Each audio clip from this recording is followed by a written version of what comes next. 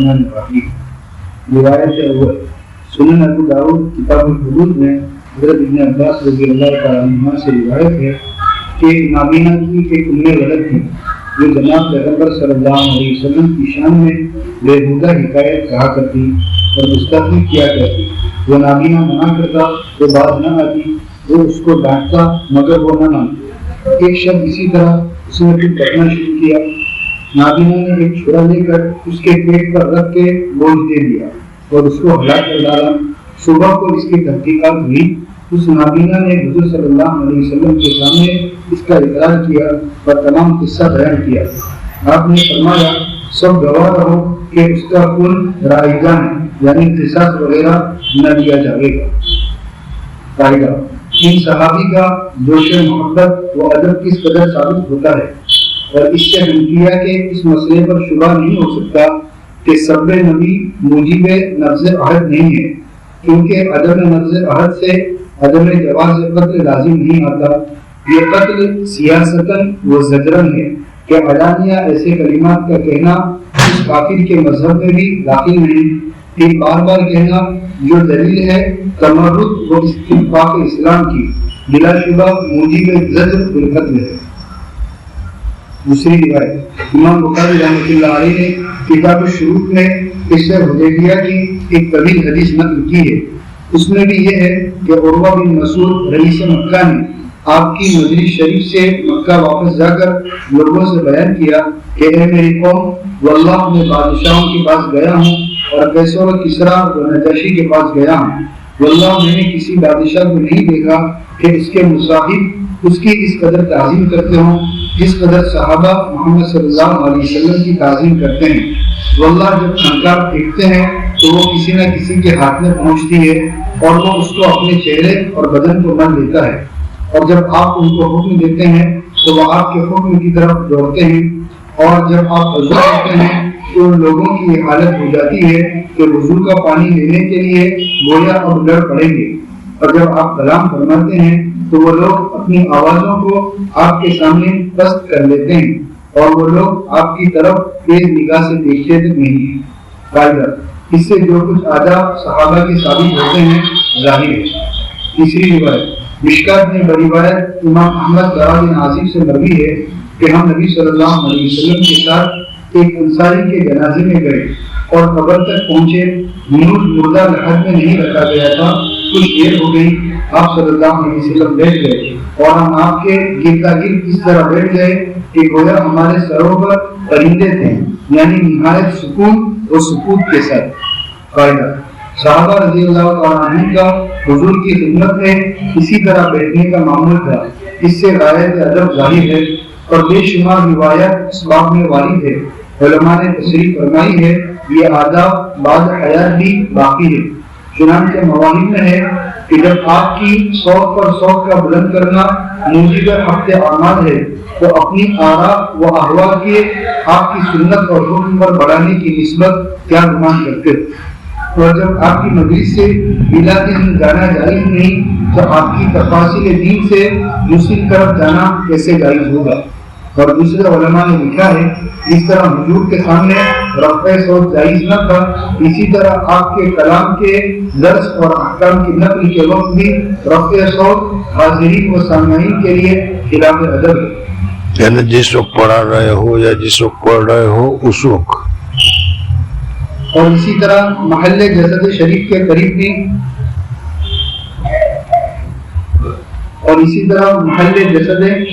قریب بھی مواہب نے ایک حکایت نقل کی ہے کہ امیر المؤمنین ابو جعفر نے امام مالک رحمۃ اللہ علیہ سے کسی مسئلے میں مسجد نبوی میں گفتگو کی تو امام مالک نے فرمایا کہ اے امیر المؤمنین تم کو کیا ہوا، اس مسجد میں آواز مت بلند کرو۔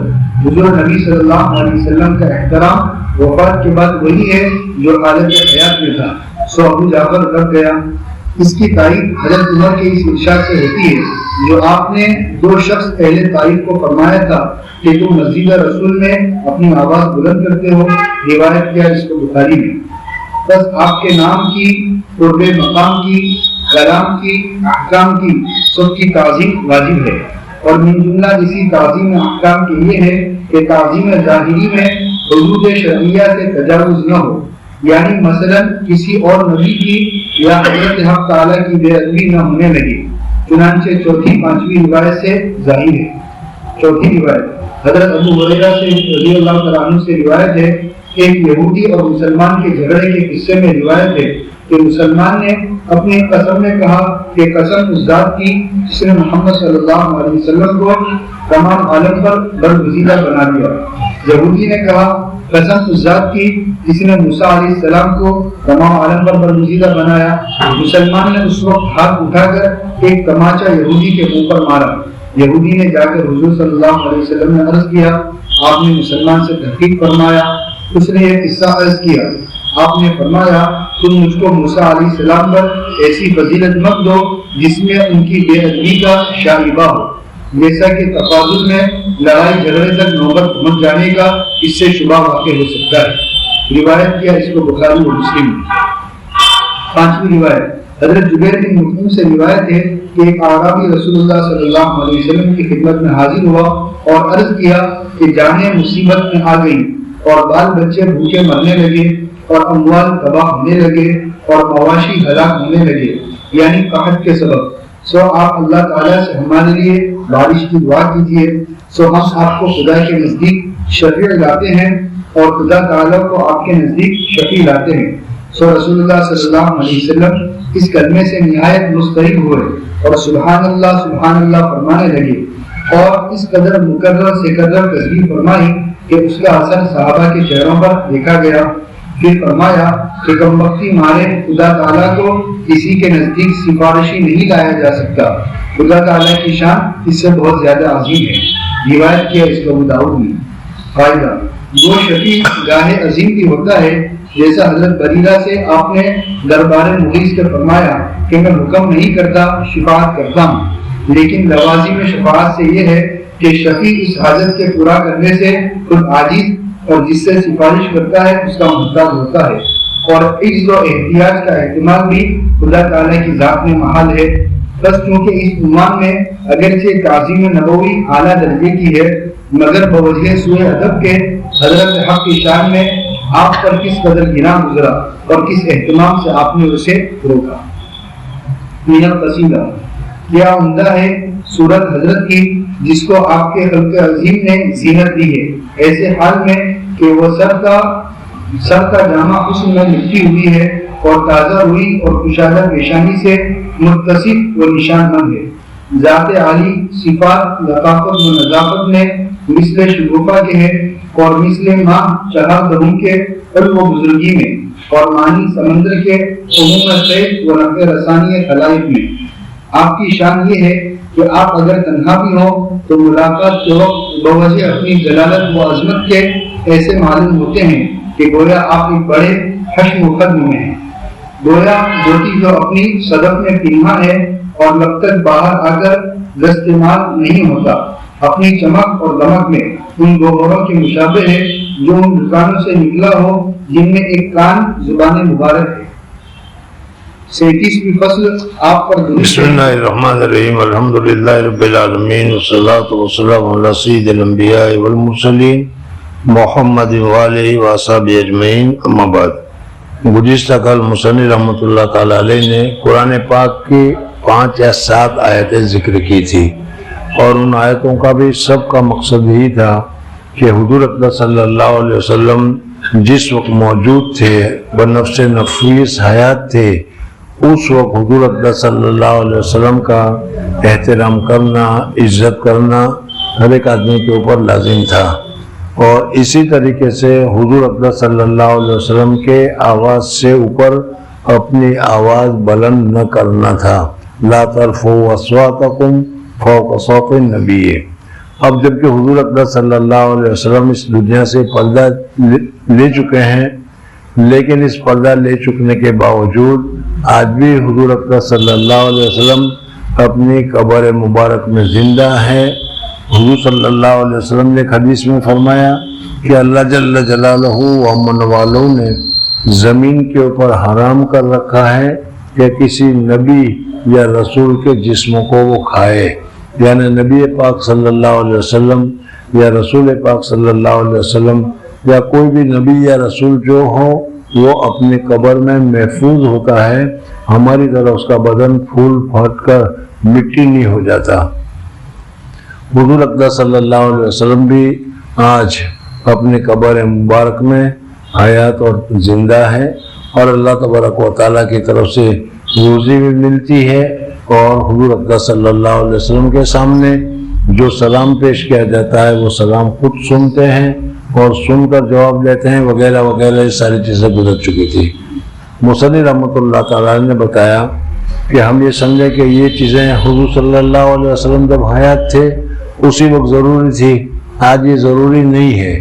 اس کو تمہارے سامنے قرآن پاک کی آیتوں کے ذریعے سے اور حدیث کے ذریعے سے بتایا کہ آج بھی حضور اقدس صلی اللہ علیہ وسلم کا احترام کرنا، عزت کرنا، حضور اقدس صلی اللہ علیہ وسلم کے آواز سے، پھر اب تو حضور صلی اللہ علیہ وسلم کا آواز ہمارے سننے میں تو نہیں آتا، لیکن حضور اقدس صلی اللہ علیہ وسلم کی حدیثیں ہیں، قرآن پاک ہے، یہ حضور صلی اللہ علیہ وسلم ہی کی چیزیں ہیں، تو ان کے پڑھتے پڑھاتے وقت تمہارا آواز اتنا اونچا نہیں ہونا چاہیے، بلکہ وہاں پر ہی احترام کرنا چاہیے، ادب کرنا چاہیے۔ جی 37ویں فصل آپ صلی اللہ علیہ وسلم پر درود شریف بھیجنے کی فضیلت میں، یہ بھی فصل صالحین کے ساتھ ملحق ہے کیونکہ یہ بھی من جملہ آپ کے حقوق و آداب کے ہیں۔ حضور اقدس صلی اللہ علیہ وسلم پر درود پڑھنا یہ حضور صلی اللہ علیہ وسلم کا حق ہے، اور حضور صلی اللہ علیہ وسلم پر درود پڑھنا یہ حضور اقدس صلی اللہ علیہ وسلم کا ادب کرنا ہے۔ تو حضور صلی اللہ علیہ وسلم پر درود پڑھنے میں جہاں اور بہت سارے فائدے ہیں، ایک یہ بھی ہے کہ حضور صلی اللہ علیہ وسلم کا ہم حق ادا کر رہے ہیں، اور حضور اقدس صلی اللہ علیہ وسلم کو ہم درود پڑھ کر ثواب پہنچا رہے ہیں۔ جی اس باب میں بھی چند روایات پر اتفاق کیا جاتا ہے۔ پہلی روایت حضرت انس رضی اللہ تعالیٰ عنہ سے روایت ہے، فرمایا رسول اللہ صلی اللہ علیہ وسلم نے، جو شخص مجھ پر ایک بار درود بھیجتا ہے اللہ تعالیٰ اس پر 10 رحمتیں نازل فرماتا ہے، اور اسے من صلی علیہ مرتن صلی اللہ علیہ عشرن او کما قال علیہ الصلوۃ والسلام، اور اس سے 10 گناہ معاف ہوتے ہیں اور اس کے 10 درجے بلند ہوتے ہیں۔ روایت کیا اس کو نسائی نے۔ دوسری روایت حضرت ابن مسعود رضی اللہ تعالیٰ عنہ سے روایت ہے کہ رسول اللہ صلی اللہ علیہ وسلم نے ارشاد فرمایا کہ قیامت کے دن میرے ساتھ 100 آدمیوں سے زیادہ قریب رکھنے والا وہ ہوگا جو مجھ پر قرب ہوگا، 100 آدمیوں سے زیادہ قرب رکھنے والا وہ ہوگا جو مجھ پر کثرت سے درود بھیجتا ہے۔ روایت کیا اس کو ترمذی نے۔ تیسری روایت ابن مسعود رضی اللہ تعالیٰ عنہ سے روایت ہے کہ رسول اللہ صلی اللہ علیہ وسلم نے ارشاد فرمایا کہ اللہ تعالیٰ کی طرف سے بہت سے ملائکہ زمین میں سیاحت کرتے ہیں اور میری امت کا سلام مجھ کو پہنچاتے ہیں۔ روایت کیا اس کو نسائی و دارمی۔ چوتھی روایت حضرت ابو ہریرہ رضی اللہ تعالیٰ عنہ سے روایت ہے کہ رسول اللہ صلی اللہ علیہ وسلم نے فرمایا، وہ شخص ذلیل و خوار ہو جس کے سامنے میرا ذکر کیا جائے اور وہ مجھ پر درود نہ بھیجے۔ یعنی جہاں حضور اقدس صلی اللہ علیہ وسلم کا تذکرہ ہے، جہاں حضور اقدس صلی اللہ علیہ وسلم کا نام مبارک آئے، تو ہمیں سننے کے ساتھ ہی جو بھی سننے والے ہوں ان کے لیے لازم ہے کہ سارے کام چھوڑ کر حضور اقدس صلی اللہ علیہ وسلم پر درود پڑھے۔ اگر کسی آدمی نے حضور اقدس صلی اللہ علیہ وسلم کا نام مبارک سنا اور سننے کے بعد اگر اس نے درود شریف نہیں پڑھا تو حدیث پاک میں اس کو سب سے بڑا بخیل ذکر کیا گیا ہے۔ بہرحال اس وجہ سے جب بھی جس وقت بھی حضور اقدس صلی اللہ علیہ وسلم کا اسم گرامی ہمارے سامنے آئے تو کم سے کم چھوٹا درود جو ہے صلی اللہ علیہ وسلم یہ ہمیں پڑھنا چاہیے۔ جی فائدہ اس حدیث سے محققین نے کہا ہے کہ آپ صلی اللہ علیہ وسلم کا نام مبارک سن کر اول بار درود پڑھنا واجب ہے، پھر مقرر کسی مجلس میں اگر ذکر ہو تو مستحب ہے۔ ہاں، یعنی اگر یہ مثلاً یہی ہماری مجلس ہے کہ اس مجلس میں ایک کے بعد ایک 10-15 مرتبہ حضور اقدس صلی اللہ علیہ وسلم کا تذکرہ آتا ہے تو ہر مرتبہ پڑھنا افضل ہے، بہتر ہے، ثواب کا کام ہے، لیکن پہلی مرتبہ پڑھ لیا تو گویا کہ اب تم نے حق ادا کر دیا۔ اب کیا ہے، دوسری مرتبہ اگر نہ بھی پڑھو گے تو جو درود پڑھنے کی یا درود چھوڑنے کی جو وعید ہے وہ وعید شامل نہیں ہوگی۔ جی 5ویں روایت حضرت ابی بن کعب رضی اللہ تعالیٰ عنہ سے روایت ہے میں نے عرض کیا یا رسول اللہ میں آپ پر درود کثرت سے بھیجتا ہوں تو یہ بتلا دیجیے کہ کس قدر درود معمول رکھوں، کس قدر درود میں معمول رکھوں، مطلب یہ کہ بقیہ اوراق سے درود کی کیا نسبت رکھوں۔ آپ صلی اللہ علیہ وسلم نے فرمایا جس قدر چاہو۔ میں نے عرض کیا کہ ایک رکوع یعنی مثلا کل وقت وظیفے کا 3 گھنٹہ ہو تو کون گھنٹہ درود کے لیے رکھوں؟ آپ صلی اللہ علیہ وسلم نے فرمایا جو چاہو، اور اگر بڑھا لو تو وہ تمہارے لیے زیادہ بہتر ہے۔ میں نے عرض کیا کہ مثلا مثال مذکور میں 1.5 گھنٹہ، آپ صلی اللہ علیہ وسلم نے فرمایا جو چاہو، اور اگر اور بڑھا لو تو تمہارے لیے اور بھی بہتر ہے۔ میں نے عرض کیا 2 سلوس مثلا مثال مذکور میں 2 گھنٹہ، آپ صلی اللہ علیہ وسلم نے فرمایا کہ جو چاہو، اور اگر اور زیادہ کر لو اور بھی بہتر ہے۔ میں نے عرض کیا کہ میں تمام وظیفہ درود ہی کر لوں گا، یعنی پورے 3 گھنٹے یہی پڑھا کروں گا۔ آپ صلی اللہ علیہ وسلم نے فرمایا تو اس صورت میں تمہارے تمام افکار کی کفایت کی جائے گی اور تمہارا گناہ معاف کیا جائے گا۔ یعنی اس صورت میں 2 فائدے بتائے کہ جو تمہاری پریشانی ہے وہ ساری پریشانی دور ہو جائے گی اور اللہ تبارک و تعالیٰ تمہاری مغفرت فرمائے گا۔ جی اس سے درود شریف کا افضل الاوراد ہونا ظاہر ہے۔ چھٹی روایت حضرت ابو طلحہ رضی اللہ تعالیٰ عنہ سے روایت ہے کہ رسول اللہ صلی اللہ علیہ وسلم نے فرمایا کہ جبرائیل علیہ السلام میرے پاس آئے اور کہا کہ آپ کے رب کا ارشاد ہے کہ آپ پر جو شخص درود بھیجے گا میں اس پر 10 رحمتیں نازل کروں گا، اور جو شخص سلام بھیجے گا اس پر 10 سلام بھیجوں گا۔ روایت ہے اس کو نسائی۔ فائدہ اس سے معلوم ہوا اگر درود شریف کے کسی صیغے میں صلاۃ و سلام دونوں ہوں تو اس کے ایک بار پڑھنے سے 20 عنایتیں حق تعالیٰ کی ہوتی ہے۔ یعنی الگ الگ درود شریف پڑھ رہے ہیں پھر اس کے بعد الگ الگ سلام پڑھ رہے ہیں تو ایسا بھی پڑھ سکتے ہیں، لیکن اگر کوئی لفظ ایسا ہو کہ جس میں سلام اور درود دونوں ہو، اللہم صلی وسلم علی محمدin، اللہم صلی وسلم علی محمدin، اس میں درود بھی ہے اور سلام بھی ہے، تو اس کے پڑھنے سے 20 نیکی تو ہو گئی، 10 نیکی درود شریف کی اور 10 نیکی سلام کی۔ جی مثلا اللہم صلی علی سیدنا مولانا محمد وعلی آل سیدنا مولانا محمد وبارک وسلم۔ 7ویں روایت حضرت عمر بن خطاب رضی اللہ تعالیٰ عنہ سے روایت ہے کہ انہوں نے فرمایا کہ دعا معلق رہتی ہے درمیان آسمان و زمین کے، کہ اس میں سے کچھ بھی مقام قبول تک نہیں پہنچتی جب تک کہ اپنے نبی پر درود نہ پڑھو۔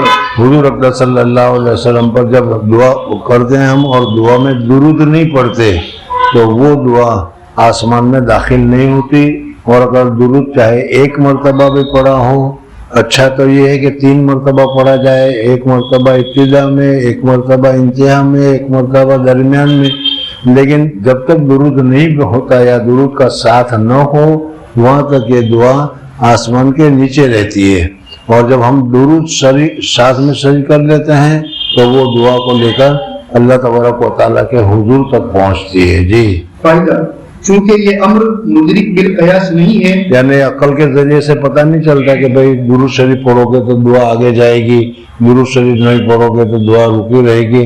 عقل کے ذریعے سے چیز ثابت نہیں ہوتی، تو معلوم ہوتا ہے کہ حضور صلی اللہ علیہ وسلم نے خود ہی ارشاد فرمایا ہے، اللہ تبارک و تعالیٰ کی طرف سے بتایا گیا ہے۔ جی اس لیے حکم مرفوع میں ہے۔ یہ سب احادیث مشکات میں ہے، اور اس باب میں احکار کا رسالہ زاد السعید مختصر اور جامع ہے۔ بات بیان فضیلت کے بمقتضائے والد قلبی، اس کی بات حکمت لکھنا مناسب معلوم ہوتا ہے۔ حکمت اول کیا مطلب کیا ہوا؟ درود کی فضیلت بیان کی اس کی حکمت، بات بیان فضیلت کے یعنی درود شریف کی فضیلتیں ہم نے بیان کی، اور زیادہ میں نے اس وجہ سے نہیں کہا کہ جمعہ کے دن ہماری جو مجلس ہوتی ہے اس میں درود شریف کی ہر نوع کی فضیلتیں اور ثواب وغیرہ بتایا جاتا ہے، تو یہ تو جو بھی آپ نے سنا مختصر تو ہم سبقوں میں بھی پڑھا، کتابوں میں بھی پڑھا، مجلس میں بھی سنتا رہتے ہیں۔ لیکن حضرت تھانوی رحمۃ اللہ علیہ فرماتے ہیں کہ درود شریف کی فضیلت کے بعد پھر کیا کہا؟ بمقتضائے والد قلبی، اس کی یعنی کہتے ہیں کہ اس وقت حضرت تھانوی رحمۃ اللہ علیہ فرماتے ہیں کہ اس وقت میرے دل پر چند اللہ تبارک و تعالیٰ کی طرف سے انعامات اور احسانات ہو رہے ہیں، اور اس میں یہ بتایا جا رہا ہے کہ حضور اکرم صلی اللہ علیہ وسلم پر درود پڑھنے سے یہ بھی فائدہ ہے، یہ بھی فائدہ ہے، یہ بھی فائدہ ہے۔ وہ فائدہ مجھے جو میرے دل میں محسوس ہوا، الہام ہوا، میں آپ حضرات کے سامنے اس کو بیان کرتا ہوں۔ جی حکمت اول، جناب رسول اللہ صلی اللہ علیہ وسلم کے احسانات امت پر بے شمار ہیں کہ صرف تبلیغ مامور بھی پر اکتفا نہیں فرمایا، بلکہ ان کی اصلاح کے لیے تدبیریں سوچی، ان کے لیے رات بھر کھڑے ہو کر دعائیں کی، ان کے احتمال مضرت سے دلگیر ہوئے، اور تبلیغ وہ معمول بھی تھی لیکن تاہم اس میں واسطہ نعمت تو ہوئے۔ بہرحال آپ محسن بھی ہیں اور واسطہ احسان بھی۔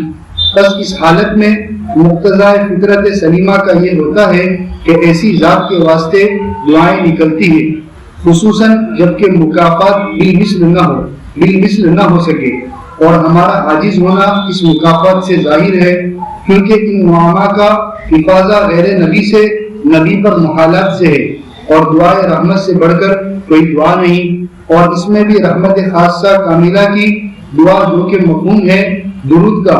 اس لیے شریعت نے اسی فطرت سلیمہ کے مطابق درود شریف کا امر کہیں وجوباً کہیں استحباباً فرمایا ہے۔ مصدی رحمۃ اللہ تعالیٰ علیہ جو فرما رہے ہیں اس کا مقصد یہ ہے کہ دیکھو حضور اکرم صلی اللہ علیہ وسلم پر درود شریف پڑھنا ہمارے لیے عقلاً بھی نقلاً بھی ہر طریقے سے لازم اور ضروری ہے۔ حضور صلی اللہ علیہ وسلم ہمارے رسول ہے، اس ونا کر حضور اکرم صلی اللہ علیہ وسلم نے تبلیغ کی، حضور صلی اللہ علیہ وسلم لا الہ الا اللہ محمد رسول اللہ کی دعوت لے کر آئے، اور یہ دعوت ہم تک پہنچی، تو ورنہ ہم بھی پتہ نہیں کہاں گم ہوتے، یا ہم بھی کہاں سجدہ کر رہے ہوتے۔ یہ ساری چیزیں ہیں، کہتے ہیں یہ تو اپنی جگہ پر صحیح ہے، لیکن حضور صلی اللہ علیہ وسلم نے صرف مفوضہ کام، سپرد کردہ کام تبلیغ کا، حضور صلی اللہ علیہ وسلم نے صرف تبلیغ پر اکتفا نہیں کیا۔ حضور اکرم صلی اللہ علیہ وسلم نے ہماری اصلاح کے لیے جو صورتیں ہو سکتی تھی، ہماری اصلاح کے لیے جو باتیں ہو سکتی تھی، ہماری اصلاح کے لیے جو کام ہو سکتے تھے، وہ ساری باتیں، سارے کام حضور اکرم صلی اللہ علیہ وسلم نے کیے، حتیٰ کہ رات بھر اللہ تبارک و تعالیٰ سے دعا بھی مانگی کہ یا اللہ میری امت کو ہدایت دے، میری امت کو ٹھیک سمجھ دے، میری امت کو گناہ سے بچنے کی توفیق دے وغیرہ۔ یہ ساری چیزیں حضور صلی اللہ علیہ وسلم نے کی ہیں، اس وجہ سے حضور اکرم صلی اللہ علیہ وسلم ہمارے محسن ہے، اور جو آدمی محسن ہو اس محسن کا، احسان والے کا احسان اتارنا ہمارے لیے لازم اور ضروری ہے۔ اس وجہ سے بھی حضور اکرم صلی اللہ علیہ وسلم پر درود شریف پڑھنا ہمارے لیے لازم اور ضروری ہے۔ سمجھ میں آ گیا؟ پھر اس کو دوبارہ پڑھو۔ جناب رسول اللہ صلی اللہ علیہ وسلم کے احسانات امت پر بے شمار ہیں کہ صرف تبلیغ معمور بھی پر اکتفا نہیں فرمایا۔ یہ تبلیغ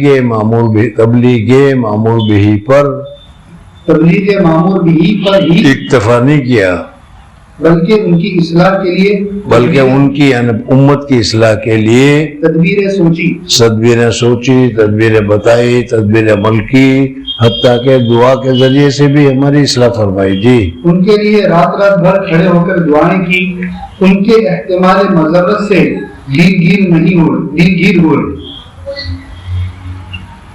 ان کے احتمال مضرت سے دلگیر ہوئے، اور تبلیغ وہ معمور بھی تھی یہ تو بات نہیں، یہ اس سے پہلے کا جملہ، ان کے احتمال مضرت سے دلگیر ہوئے، یعنی جن چیزوں سے حضور اکرم صلی اللہ علیہ وسلم نے پریشان ہوئے، حضور صلی اللہ علیہ وسلم کو دلگیر ہوئے، کہ جس سے معلوم ہے کہ یہ میری امت کو نقصان دے گا، میری امت کو تکلیف دے گا، ان تکلیف والی چیزوں سے بھی تمہیں تکلیف ہوئی یا نہیں ہو تو بات کی بات ہے، لیکن حضور صلی اللہ علیہ وسلم کو پہلے ہی دلگیر ہوئے، پہلے ہی رنجیدہ ہوئے، پہلے ہی دل برداشتہ ہوئے کہ ان چیزوں سے میری امت کو تکلیف ہوگی، نقصان ہوگا، پریشان ہوگا وغیرہ۔ اور تبلیغ وہ معمور بھی تھی لیکن تاہم اس میں واسطے نعمت تو ہوئے، کہتے ہیں جیسا بھی بتایا کہ حضور صلی اللہ علیہ وسلم کو رسول بنا کر بھیجا اور حضور صلی اللہ علیہ وسلم نے رسالت کا کام ادا کیا، تو کہتے ہیں ہاں یہ بھی صحیح ہے کہ حضور صلی اللہ علیہ وسلم نے رسالت کا کام ادا کیا، لیکن حضور صلی اللہ علیہ وسلم نے رسالت کا کام ادا کیا اس وجہ سے ہمیں ہدایت ملی۔ یہ بھی تو حضور صلی اللہ علیہ وسلم کا بہت بڑا احسان ہے کہ حضور صلی اللہ علیہ وسلم نے رسالت کا کام کیا، ورنہ بہت سارے کام ذمہ داری کے باوجود ہم لوگ نہیں کرتے، بہت سارے کام ذمہ داری کے باوجود ہم نہیں کرتے۔ اگر اس طریقے سے حضور صلی اللہ علیہ وسلم نے ذمہ داری کے تحت کام نہ کیے ہوئے ہوتے تو ہمارے پاس یہ نعمت کیسے پہنچتی؟ یہ خود حضور صلی اللہ علیہ وسلم کا انعام ہے، احسان ہے۔ جی بہرحال آپ صلی اللہ علیہ وسلم محسن بھی ہیں اور واسطہ احسان بھی۔ حضور صلی اللہ علیہ وسلم خود احسان کرنے والے بھی ہیں، اور احسان کرنے والے ہوئے تو محسن کا بدلہ دینا بھی چاہیے۔ یا دوسرا، احسان کے لیے حضور صلی اللہ علیہ وسلم واسطہ بھی بنے، اور واسطہ کے اعتبار سے بھی حضور صلی اللہ علیہ وسلم پر درود پڑھنا، درود بھیجنا ہمارے لیے لازم اور ضروری ہے۔ جی بس اس حالت میں مقتضی فطرت سلیمہ کا یہ ہوتا ہے، فطرت سلیمہ والے جو لوگ اچھی فطرت والے لوگ ہوتے ہیں، وہ جانتے ہیں کہ کوئی اگر احسان کرے تو اس احسان کو کیا چپکے سے وصول کر لینا اچھا نہیں ہے، بلکہ اس احسان کا شکریہ ادا کرنا چاہیے، دعا کرنا چاہیے، اللہ تعالیٰ جزائے خیر عطا فرمائے وغیرہ وغیرہ۔ جی ایسی ذات کے واسطے دعائیں نکلتی ہیں، خصوصاً جب کہ مکافات بھی مثل نہ ہو سکے۔ ہاں، یعنی جتنا اس نے دیا ہے، اگر کوئی آدمی ہے تمہارے پاس اگر 100 روپے لے کر آئے، تمہیں ہدیہ دے، اب 100 روپے کے برابر تم اس کا کوئی اور کام کر دو جو 100 روپے کا ہوتا تو برابر ہو جائے گا، لیکن اگر تم سے 100 روپے کے برابر کام نہیں ہو سکتا، یا تم جتنا تمہارے اوپر احسان ہوا ہے اس کا بدلہ نہیں دے سکتے، تو کم سے کم جزاک اللہ، اللہ کے کو ثبوت کر سکتے کہ اللہ تعالیٰ تمہیں جزائے خیر عطا فرمائے۔ تو اس وجہ سے ہمیں حضور اکرم صلی اللہ علیہ وسلم نے جو ہم کو ہدایت پہنچائی اس کا بدلہ ہم حضور صلی اللہ علیہ وسلم کو نہیں دے سکتے، اس وجہ سے بھی ہم کو حضور اکرم صلی اللہ علیہ وسلم پر درود پڑھنا چاہیے، تاکہ حضور صلی اللہ علیہ وسلم کے انعامات اور احسانات کا کچھ نہ کچھ بدلہ ہو جائے، سمجھنا ہے۔ اور اگر اس سے بھی نہیں سمجھ میں آیا تو پھر نچلی پائری سے اتر کر بھی سمجھا سکتا ہوں۔ سمجھ میں آ گیا کہ نہیں؟ اگر کوئی آدمی تمہارے پر احسان کرتا ہے اور اس احسان کے بعد تم اس کے متعلق ذرا سا بھی کوئی زبان سے الفاظ نہیں، کہ حضور صلی اللہ علیہ وسلم کے پاس کوئی آتا تھا، حضور صلی اللہ علیہ وسلم اس کے لیے دعا کرتے تھے، تو ہمیں دعا کرنی چاہیے محسنین کے لیے، لیکن اگر کوئی آدمی ایسا ہو کہ صرف لامجے لے ہی ہے اور دالجے دے کا اس کے پاس کوئی حصہ ہی نہیں ہے، سمجھ میں آ گیا؟ تو حضور صلی اللہ علیہ وسلم کے انعامات جو ہیں ہم کو ملے ہیں وہ لامجے لے ہے، تو کم سے کم جتنا ہو سکے ہم پورا، جتنا حضور صلی اللہ علیہ وسلم نے انعام کیا ہے، جتنا حضور صلی اللہ علیہ وسلم نے ہمیں راہ حق دکھلایا ہے، اس کا پورا بدلہ تو حضور صلی اللہ علیہ وسلم کو نہیں دے سکتے، لیکن اس کے لیے احسان کے لیے تو جزاک اللہ تو کہہ سکتے ہیں، کچھ تو کہہ سکتا ہے، پھر برس کو خصوصاً جب کہ مکافات بالمثل نہ ہو سکے، مکافات بالمثل برابر کا بدلہ نہیں دے سکتے تم، اور ہمارا عاجز ہونا اس مکافات سے ظاہر ہے۔ ظاہر ہے کہ حضور صلی اللہ علیہ وسلم نے تو جنت کا راستہ بتلایا، حضور صلی اللہ علیہ وسلم نے تو جنت عطا فرمائی، حضور صلی اللہ علیہ وسلم نے تو اللہ کی رضامندی کا راستہ بتایا، اور اس کام کے کرنے سے اللہ کی رضامندی نصیب فرمائی، تو یہ تو اتنی بڑی نعمت ہے کہ اس کا تو مکافات، اس کا تو بدلہ ہم دے ہی نہیں سکتے۔ جی کیونکہ ان نعمہ کا افاضہ غیر نبی سے نبی پر محالات سے ہے۔ نبی فیض پہنچا سکتا ہے، لیکن غیر نبی ہم لوگ اگر نبی کے اوپر فیض پہنچانا چاہیں تو یہ نہیں ہو سکتا۔ جی اور دعائے رحمت سے بڑھ کر کوئی دعا نہیں۔ ہاں، دعائے رحمت سے بڑھ کر کوئی دعا نہیں، اس وجہ سے رحمت کی دعا کرنی چاہیے، اللہم صلی علی آل بنی فلانی، جیسے حضور صلی اللہ علیہ وسلم نے حدیث پاک میں ذکر کیا ہے۔ تو اگر کوئی آدمی تمہارے پر احسان کرے تو اس صورت میں سامنے دعا کرنے کی ضرورت نہیں ہے، لیکن دعا کرنی چاہیے جی۔ اور اس میں بھی رحمت خاصہ کاملہ کی دعا جو کہ مفہوم ہے درود کا، اس لیے کہ درود بہت بڑا رحم کا درجہ، درود بہت بڑی قبولیت کا درجہ، درود بہت اونچا درجہ ہے۔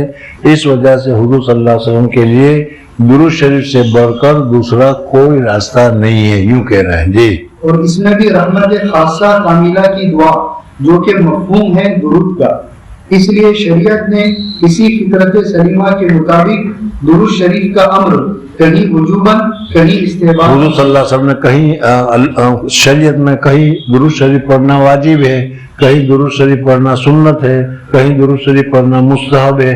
تو اس طریقے سے مختلف حالات میں مختلف احکام درود شریف کے متعلق ذکر کیے گئے ہیں جی۔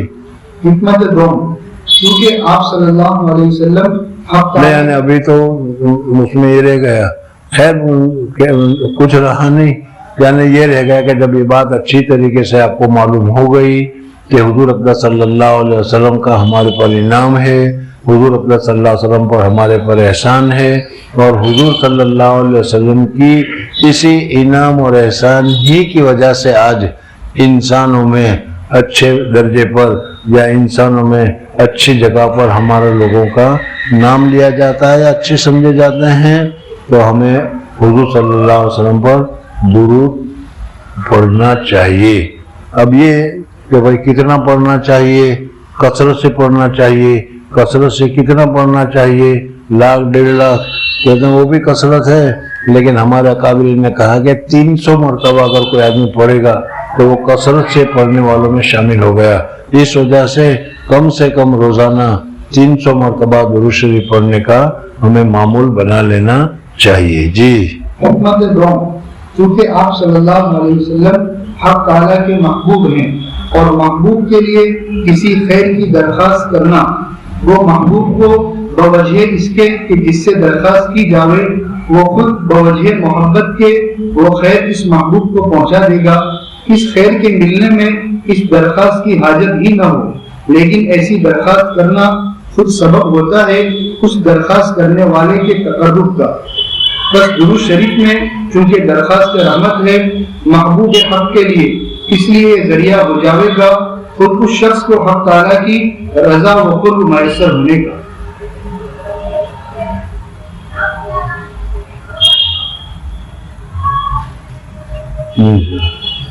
پھر پڑھ دوسری مرتبہ، دیکھو سمجھ میں آیا تھا، پڑھ دوسری مرتبہ، کیونکہ آپ صلی اللہ علیہ وسلم حق تعالیٰ کے دیکھو دو چیزیں الگ الگ ہے، یہ بھی جانتا ہے، میں بھی جانتا ہوں، آپ حضرات بھی جانتے ہیں، یہ نہیں ہے کہ سمجھتے نہیں ہیں، لیکن میں یہ بتانا چاہتا ہوں کہ اردو الفاظ کے ذریعے سے، اردو کتابوں کے ذریعے سے، ہمارے اکابر کی لکھی ہوئی اردو ہم جیسے آرڈینری اپنا خط سمجھ لیتے ہیں، اس طریقے سے نہیں ہے، اس میں بہت سارے رموز اور بھید ہوتے ہیں، سمجھنے کی ضرورت ہوتی ہے، اور وہ اچھے انداز میں وہ بیان کرتے ہیں، اور ہم اپنے طور پر تو جو چاہے منہ میں آیا، جو چاہے بول لیا، جو چاہے لکھ لیا، جو چاہے پڑھ لیا، یہ ہوتا ہے۔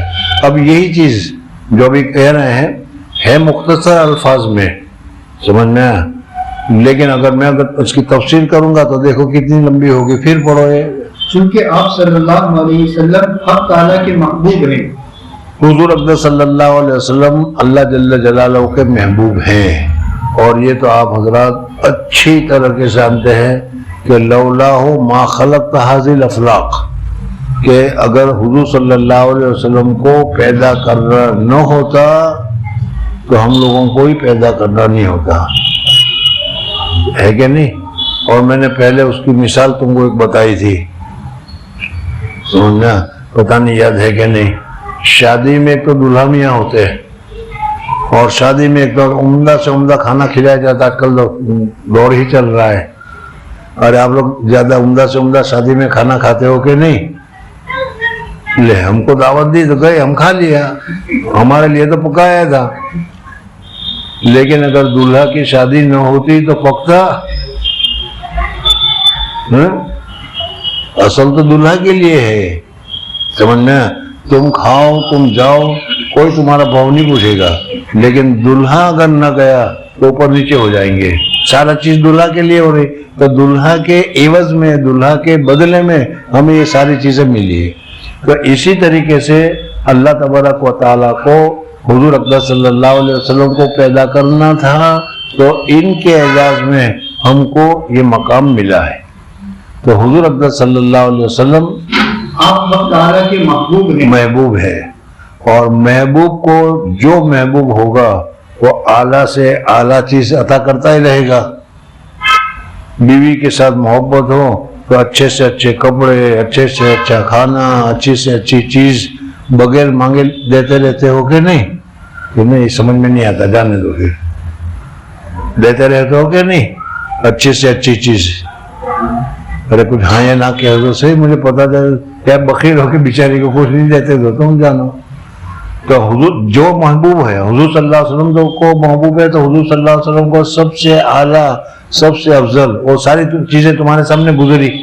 جنت ہے تو جنت میں محل بھی سب سے اعلیٰ، سمجھ میں حضور صلی اللہ علیہ وسلم کے لیے گزرا تھا کہ نہیں سب؟ تو اعلیٰ سے اعلیٰ چیز اللہ تبارک و تعالیٰ اپنے محبوب کو دے گا، تم کہو تو بھی، تم نہ کہو تو بھی۔ میں نے بتایا تھا کہ حضور اقدس صلی اللہ علیہ وسلم کو مقام محمود اللہ جل جلالہ دینے والے ہیں۔ حضور صلی اللہ علیہ وسلم نے کہا کہ تم لوگ دعا کر دینا کہ وہ جگہ مل جائے۔ اگر ہم دعا کریں جب ہی ملے گا یہ نہیں، ہم دعا کریں تو بھی، دعا نہ کریں تو بھی بہر صورت مقام محمود ملنے والا ہے۔ لیکن اگر انگلی کٹا کر ہم شریک میں شہداء میں شامل ہو جائیں تو یہ ہماری خوش قسمتی ہے۔ تو حضور صلی اللہ علیہ وسلم کے لیے ذرا ہم دعا کر دیں، اور ہماری دعا کی برکت سے اللہ تبارک و تعالیٰ ان کو دے دے۔ تو حضور صلی اللہ علیہ وسلم فرماتے ہیں کہ اس کے لیے سفارش کرنا مجھ پر واجب ہو جائے گا، لازم ہو جائے گا۔ گزرا ہوگا کہ نہیں، پہلے بتایا تھا یہ۔ تو اسی طریقے سے کہتے ہیں کہ حضور صلی اللہ علیہ وسلم اللہ تبارک و تعالیٰ کے محبوب اور مقرب ہے، اور ہر آدمی یا اللہ جل جلالہ و من والہ اپنے محبوب اور مقرب کو اچھی سی اچھی چیزیں دیتے ہیں اور دیں گے ہی۔ اس میں ذرا سا تم اشارہ کر دو، ذرا سا تم ہیلپ کر دو، ذرا سا تم توجہ کر دو تو تمہارا بھی اس میں شرکت ہو جائے گی۔ جی۔ اور محبوب کے لیے کسی خیر کی درخواست کرنا، وہ محبوب کو بوجہ اس کے کہ جس سے درخواست کی جاوے وہ خود بوجہ محبت کے وہ خیر اس محبوب کو پہنچاوے گا۔ یعنی ہم درود پڑھیں تو بھی، ہم درود نہ پڑھیں تو بھی، ہر صورت میں حضور صلی اللہ علیہ وسلم اللہ تبارک و تعالیٰ کے محبوب ہیں، اس لیے اعلیٰ سے اعلیٰ نعمتیں اللہ تبارک و تعالیٰ ہمارے کہے بغیر بھی پہنچا دیتا ہے۔ اب اگر ہم ذرا سی بات کر دیں کہ ان کے لیے کیا ہے، درود شریف پڑھ لیجیے یا اللہم صلی علی محمد، تو ان کے دل میں پہنچے گا یا نہیں؟ پھر وہی مثال میرے ذہن میں آئے گی، لیکن تم مانو گے نہیں تو کیا کروں؟ تمہیں معلوم ہے کہ حضرت جویلر کے یہاں، جویلر کہتے ہیں، کیا کہتے ہیں، جویلر کے یہاں جا رہے ہیں، سونار کے یہاں جا رہے ہیں، اور سونار کے یہاں جا رہے ہیں کیا ہے، بہت ہی عمدہ لاکھوں روپے کا ہار لینے کے لیے۔ وہ تو جائے گا، لائے گا، لیکن اگر ذرا سا تمہاری بیٹی ہو، تمہاری بہن ہو، تمہارا رشتہ دار ہو، کوئی بھی اس کی بیوی، اس کے سامنے ذرا کہتا ہے کہ بھائی اعلیٰ والا ہار لے کر آنا، ہاں، تو تمہارے کہنے سے وہ اعلیٰ والا ہار لانے والا تھا یا اعلیٰ والا ہار لایا؟ وہ تو لانے والا تھا ہی، لیکن ذرا سا تمہارا اس کہنے کی وجہ سے اس کے دل میں بھی، یعنی شوہر کے دل میں بھی اور بیوی کے دل میں بھی تمہاری محبت ہو جائے گی کہ ان کی سفارش، ان کی سفارش۔ سمجھ میں آ گیا؟ اب تو سمجھ میں آ گیا ہوگا کہ نہیں سمجھتے، جانے دو پھر، چل بھائی۔ اس خیر کے ملنے میں اس خیر کے ملنے میں اس درخواست کی حاجت ہی نہ ہو، درخواست کی حاجت ہی نہیں ہے، لیکن پھر ہم نے ذرا سا درخواست کر دیا، اللہم صلی علی محمد، درخواست کر دیجیے حضور صلی اللہ علیہ وسلم پر درود بھیجیے۔ جی۔ لیکن ایسی درخواست کرنا خود سبب ہوتا ہے اس درخواست کرنے والے کے تقرب کا۔ یعنی قریبی آدمی ہے، تمہاری بہن ہے، تمہاری بیٹی ہے، اسی لیے تو تم کہتے ہو کہ ذرا اچھا والا، اعلیٰ والا، پیور والا لے کر آنا۔ ہر ایک آدمی تو نہیں کہتا، جس کا تعلق ہوگا وہی کہے گا.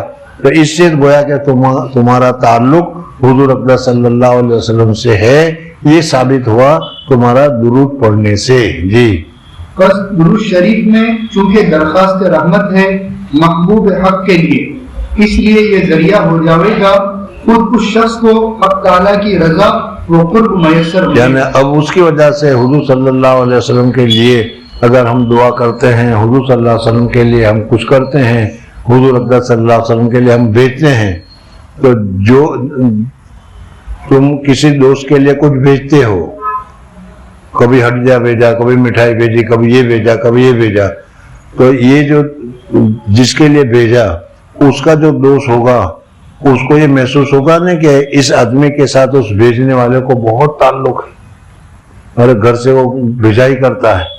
یہ ہوتا ہے کہ نہیں؟ تو اسی طریقے سے ہمارے درود پڑھنے سے اللہ تبارک و تعالی یہ سمجھتے ہیں کہ میرے حبیب کے ساتھ اس کو تعلق ہے، اس وجہ سے مجھے میرے حبیب کے تعلق والے کے ساتھ بھی محبت کرنی چاہیے. حبیب کا حبیب حبیب ہوتا ہے، یہ سنا ہوگا تم نے. حبیب تمہارا دوست، یہ تمہارا دوست ہے.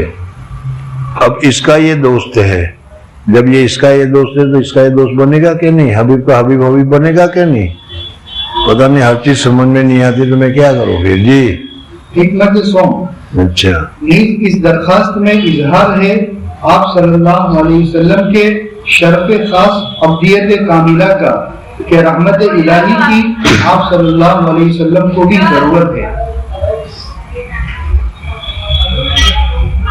پھر پڑھ دوبارہ. نیز اس درخواست میں اظہار ہے آپ کے شرف خاص عبدیت کاملہ کا کہ رحمت الہی کی آپ صلی اللہ علیہ وسلم کو بھی ضرورت ہے. سمجھا دو پھر.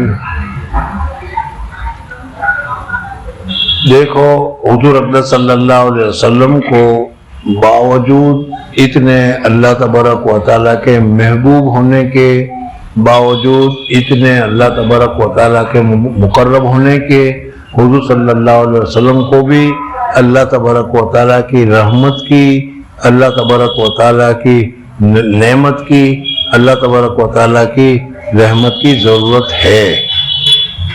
یہ نہیں کہ حضور صلی اللہ علیہ وسلم کو اللہ تبارک و تعالیٰ نے دے دیا. آج ہی آیا تھا سبق میں کہ حضرت ایوب علیہ السلام ایک مرتبہ ان کے اوپر اللہ تبارک و تعالیٰ نے آزمائش آئی، بہت صبر کیا، بڑی بیماری آئی، بڑا صبر کیا. ایسی بیماری آئی کہ جس کی وجہ سے ان کے گھر والے بھی چھوڑ کر بھاگ گئے، صرف ایک عورت باقی رہ گئی. حضرت ایوب علیہ السلام ساری نعمتیں چھن گئی. اور ظاہر بات ہے کہ ایسی کوئی بڑی مصیبت آ جاتی ہے تو لوگ بھی چھن جاتے ہیں، لوگ بھی بھاگ جاتے ہیں، پیسے بھی ختم ہو جاتے، سب کچھ ہو گیا. اللہ تعالیٰ نے شفا دے دی، اللہ تعالیٰ نے شفا دے دی. اور شفا دینے کے بعد اللہ تبارک و تعالیٰ نے جو نعمتیں پہلے بیماری سے پہلے دی تھی وہ نعمتوں سے زیادہ نعمتیں دے دی. اگر پہلے 2 بیویاں تھیں تو اب 4 بیویاں ہو گئی، پہلے 2 مکان تھے تو 4 مکان ہو گئے. اس طریقے سے ہر چیز میں ڈبل ہو گیا، زیادہ نعمتیں آ گئی. حضرت ایوب علیہ السلام ایک مرتبہ تنہائی میں غسل کر رہے تھے، اور تنہائی میں کمرہ بند ہو، کھڑکیاں بند ہو، کوئی دیکھنے والا نہ ہو تو ننگا غسل کرنا جائز اور درست ہے. سمجھا؟ پھر بھی احتیاطاً سطر چھپا کر کرنا اچھا ہے، لیکن اگر نہ ہو تو بالکل ننگا ہو کر غسل، جب کوئی دیکھنے والا نہیں، کوئی آنے والا نہیں تو جائز ہے. حضرت ایوب علیہ السلام بھی اسی طریقے سے ایک تنہائی میں دروازہ بند کر کے غسل کر رہے تھے. اللہ تبارک و تعالیٰ نے اس وقت سونے کی تتلیاں، ٹیڑ جس کو کہتے ہیں، تتلیاں جانتے ہو کہ نہیں؟ سونے کی تتلیاں حضرت ایوب علیہ السلام غسل کر رہے تھے، وہاں برسانی شروع کی، پیدا کی، آ گئی بہت ساری. سمجھ نہ گیا؟ حضرت ایوب علیہ السلام نے غسل کرنا چھوڑ دیا اور سونے کی تتلیوں کو جمع کرنا شروع کیا کہ آ جاؤ آ جاؤ آ جاؤ.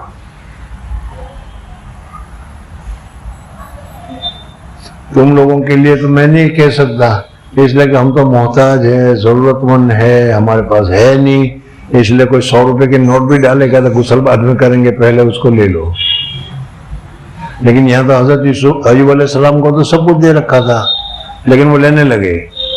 اللہ جل جلالہ نے کہا کہ ایوب اتنی ساری میری نعمتیں ابھی میں نے تم کو دے رکھی ہے، اتنی ساری نعمتیں میں نے دے رکھی ہے، پھر یہ کیا کر رہے ہو؟ سوال سمجھ میں آ گیا نا اللہ تعالیٰ کا۔ حضرت ایوب نے جواب دیا کہ یا اللہ میں تیری رحمت سے نا امید ہونا نہیں چاہتا، تیری تو جتنی رحمت آئے آئے آئے آئے آئے، سمجھ میں آیا نہیں، اس لیے میں رکھنا چاہتا ہوں۔ ابھی بات سمجھ میں آ گئی؟ تو کہتے ہیں حضور صلی اللہ علیہ وسلم اعلیٰ سے اعلیٰ درجے پر ہے، بالکل اس کا انکار نہیں ہے، لیکن جو آدمی جتنے اعلیٰ درجے پر ہو وہ بھی رحمت خداوندی کا محتاج ہے۔ کیا لکھا؟ نیز اس درخواست میں اظہار ہے آپ صلی اللہ علیہ وسلم کے شرف خاص ابدیت کاملہ کا، یعنی حضور اکرم صلی اللہ علیہ وسلم ضرورت مند ہے، اور ضرورت مند ہونے کی وجہ سے آپ اللہ تبارک و تعالیٰ کے عبد ہے۔ محمود و ایاز کا قصہ تم نے سنا ہوگا، بہت تعلق تھا، بہت اونچی باتیں تھی محمود اور ایاز کی، جانتے ہو کہ نہیں؟ محمود کے پاس ملینر ہو جائے، 2-4 گاؤں کا وہ بادشاہ بھی بن جائے تو بھی محمود ہے اور ایاز ہے، محمود ہے، سمجھ میں، اور ایاز ہے، غلام ہے اور مولا ہے۔ میں یہ کہنا چاہتا ہوں کہ حضور اکرم صلی اللہ علیہ وسلم کا درجہ کتنا اونچا ہو جائے، لیکن ان سارے درجات کے باوجود حضور صلی اللہ علیہ وسلم عبد ہیں، بندے ہیں، غلام ہیں، اللہ تبارک و تعالیٰ کے غلام ہیں، اللہ تبارک و تعالیٰ کے محتاج ہیں۔ ہر چیز میں اللہ تبارک و تعالیٰ کے رحم کی ضرورت ہوتی ہے، اور جب رحم کی ضرورت ہوتی ہے اور جب ہم حضور صلی اللہ علیہ وسلم کے لیے دعا کریں گے تو بدلہ وہاں ملے گا، تو ہماری شرکت یا ہمارا بھاگ لگ گیا نہیں اس میں؟ ارے سمجھ میں آیا کہ نہیں؟ جی، اور پھر اس کو نیز اس درخواست میں اللہ صلی علی محمد، اس درخواست میں اظہار ہے آپ صلی اللہ علیہ وسلم کے شرف خاص ابدیت کاملہ، یعنی آپ انسان ہے، انسان میں بھی آپ کا درجہ سب سے اونچا ہے، ابدیت میں سب سے اونچا درجہ ہے۔ میں نے کہا تھا کہ بعد از خدا بزرگ، تو یہ قصہ مختصر، اللہ کے بعد مخلوقات میں حضور اکرم صلی اللہ علیہ وسلم سے بڑھ کر کسی دوسرے کا کوئی درجہ نہیں۔ جی، کیا رحمت الہی کی آپ کو بھی ضرورت ہے؟ کتنا بھی آدمی اونچا ہو جائے، یہ تو انسان ہے، یہ تو انسان ہے کہ نوجوان بن گیا، باپ سے آنکھیں پھرانا شروع کر دیا، تو کون اور میں کون؟ ہم لوگ یہ کرتے ہیں، سمجھ میں آیا نہیں؟ سعادت مند بیٹا ہے، چاہے کتنا بھی اونچا ہو جائے، وہ باپ کو باپ سمجھتا ہے اور بیٹا اپنی جگہ پر رہتا ہے۔ ہم لوگ تو تھوڑی سی دیر میں اچھل جاتے ہیں، سمجھ میں آیا؟ بہت سارے واقعات اس کے بھی ہیں، ذہن میں ابھی آئے کہ باپ نے اس کو پڑھایا اور بہت اونچا درجہ دکھلایا، میجسٹریٹ کے درجے پر پہنچا دیا۔ اب ظاہر بات ہے کہ میجسٹریٹ کے درجے پر پہنچ کر اس لڑکے کے ساتھی، دوست، کمیٹی وہ والے، صحبت والے، وہ بھی سارے اونچے کے اونچے ہو گئے۔ ایک مرتبہ اس کے یہاں اونچے درجے کے جج وغیرہ آئے ہوئے تھے، اور اس وقت میں ابا جان کی حالت میں آ گئے، تو بیٹا کا ناک کٹ گیا۔ تو انہوں نے پوچھا یہ کون ہے؟ تو کہ یہ ہمارے گھر کا چوکیدار ہے۔ سمجھنا ہوتا ہے ایسا، الحمدللہ دینی تعلیم میں اتنا تو فائدہ ہے کہ باپ کون، ماں کون، سسر کون، ساس کون، اس کا احترام، اس کا ادب ہمارے اندر ہوتا ہے۔ لیکن کالج میں تو یہ ہوتا ہی نہیں، سمجھ میں؟ وہاں تو استاد کا بھی احترام نہیں ہوتا، تو اگر وہ باپ کو کہے کہ یہ میرا چوکیدار ہے تو اس میں کون سی بڑی شرم کی بات ہے؟ جی حکمت چہارم، تیسری بات کچھ رہ گیا ابھی. رحمت الہی کی آپ صلی اللہ اس لیے رحمت الہی کی کتنا ہی آدمی بڑا ہو جائے لیکن اللہ تعالیٰ کے رحمت کی ضرورت ہے، جیسا حضرت ایوب علیہ السلام نے کہا. جی رحمت الہی کی آپ صلی اللہ علیہ وسلم کو بھی ضرورت ہے. حکمت چہارم، چونکہ آپ صلی اللہ علیہ وسلم بھی بشریت میں، مادیت میں، عنصریت میں امت کے ساتھ شریک ہے، اور بعض امور زائدہ مثل کثرت مال وغیرہ میں اوروں کے ساتھ مساوی بھی نہیں، اور یہ اشتراک اور عدم مساوات بسا اوقات منجر ہو جاتا ہے استنکاف کی طرف، اعتقاد عصمت و اتباع ملت سے، جیسا عموم ضالہ کو پیش آیا کہ بعض نے یوں کہا انؤمن ببشرین مثلنا وقومهما لنا عابدون، اور بعض نے کہا ابشر منا واحدا نتبعه انا اذا لفی ضلال وسعور. کسی نے کہا چل میری سمجھ میں نہیں آیا، کل اس سارے الفاظ کو اچھی طرح سمجھ کے سیکھ کے آ جانا اور پھر مجھے بتا دینا، تو کل پھر دیکھیں گے اس پورے مسئلے کو. یہ حضور بہت اونچی بات کہہ رہے ہیں.